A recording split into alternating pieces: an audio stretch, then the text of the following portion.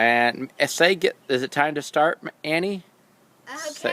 Annie, say, hi, everyone. Hi, everyone. Well, stay here. That was our co-host, and she apparently has another engagement. That's okay. Anyway, I bet you're wondering, because this was a really slow introduction.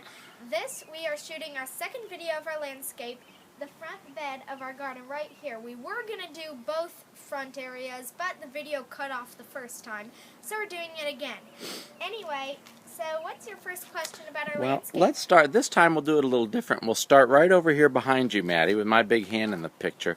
Let's start with these flowers that appear about ready to bloom probably in the next 1 to 2 weeks. What are these flowers? These are a type of daylily. They bloom pink and sort of in the summer. Okay. Yeah, and then if I step back from those is a big tree. What is that tree? And there goes our co-host in the background. I was going to say, you got both your co-hosts out here? Yes. This is a crepe myrtle, pink velour, and it has pink blooms that kind of look like fuzzballs. Oh, neat. And that blooms when? Sort of in maybe early July, more of the midsummer area. Yeah. Now, what are the yellow flowers in front of the pink velour crepe myrtle? These are Stelladorio daylilies. They bloom kind of late spring, maybe about April-ish, May-ish. Mm-hmm. And I bet you're wondering, why is there so many rotting things here? Well, we need to deadhead these. Ah. And How do you deadhead?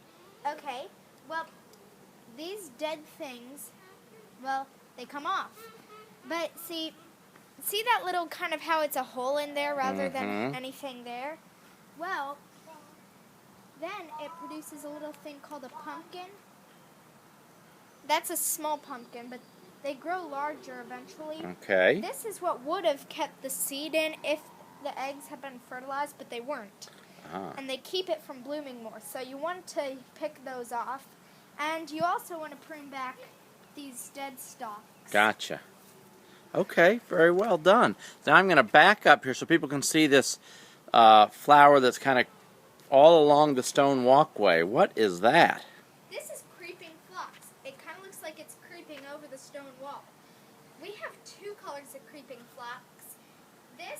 Well, we had some pink and some kind of lightish periwinkle purple. Uh-huh. Flies everywhere.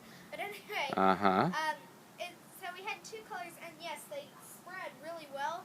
And in another video we're going to shoot at the side yard over there, there's another plant that spreads really a lot. So, Uh-huh. yes. Great. Well, what are these 5 plants that we just planted a couple weeks ago right in the middle of this bed? These are blue mist, also called Caryopteris. And one thing, this is a little embarrassing, but don't get Caryopteris and Coreopsis mixed, because I did. Ah. But Coreopsis are yellow blooming flowers, which we do not have on our property.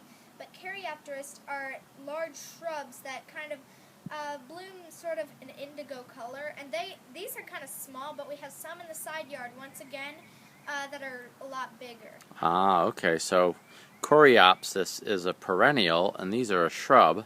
Correct. I see. Well done. And even I have a question. Okay. Are shrubs, do they count as perennials or annuals? Well, those are 3 different types of categories. Shrubs, perennials, and annuals. I mean, do shrubs kind of like stay? Yes. Okay. Shrubs come back year after year. So they are like perennials. They're like perennials, not annuals in that sense. You're right, honey. Now, what are these blooming flowers right here? These are Shasta daisies. As you can see, we have a lot of blooming. Before they bloom, I mean, this is how they look like when they're about to open up. This is when they're still closed in well.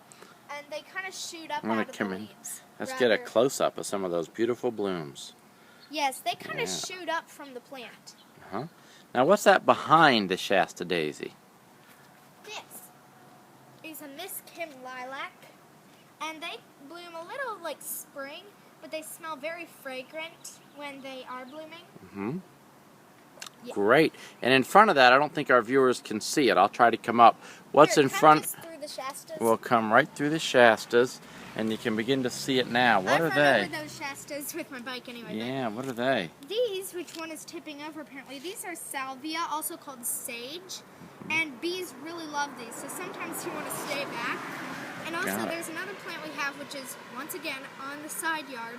It's lavender, and so those two plants attract bees a lot. They're kind of purple colored and shoot up a little, Great. but yes. Okay, now the last plant in this bed is in front of the blue mist. What are those 5 or 6 plants in front of the blue mist? These are candy tuft. They only come in 2 colors, pink or white. And ours are what color? White. And they, See, we still have a few blossoms left. right, they bloomed way back in March and April. Correct. And then we sheared them back, and we're hoping that they grow back.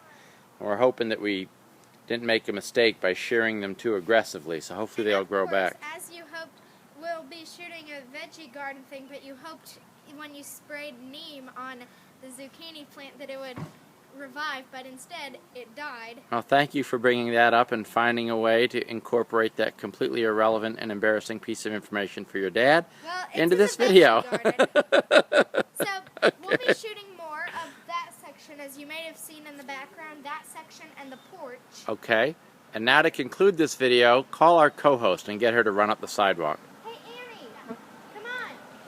Annie! Annie, come on. We now, And here comes the co-host. we Come now on, conclude Annie. This video. We hope you enjoyed it, and we'll be shooting more of our garden. Keep coming, Annie. Can you say, hey, Annie, can you say the end? Good. Well, Now I don't know how to stop it. okay, press the record button again.